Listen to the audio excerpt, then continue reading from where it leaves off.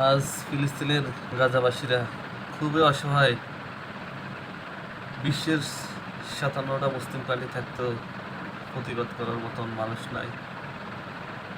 এই ফিলিস্তিনের ছোট ছোট শিশু বাচ্চারা শহীদ হয়ে জান্নাতে চলে যেতেছে, আর জান্নাত থেকে বলছে, আল্লাহ আমাদেরকে উদ্ধার করার মতন মানুষ তোমার জমিনে নাই। আমরা শহীদ হয়ে আজ জান্নাতে চলে আসলাম, আমাদের পক্ষ হয়ে কথা করার মতো লোক নাই। আল্লাহ রাব্বুল আলামিনের কাছে ছোট ছোট শিশুরা বলতে আছে মুখ খুলে, আর আমাদের ৫৭টি মুসলিম কান্ট্রি হাতে ছুরি পরে বসে আছে, প্রতিবাদ করার মতন কোনো লোক নাই। আজ ২০০ কোটি মুসলমান পৃথিবী থাকা অবস্থা ১.৫ কোটি ইহুদি জাতির কাছে সবাই অসহায়। এই বিশ্বের মুসলমান, তোমরা ইমানের শক্তি হয়ে জাগ্রত হও।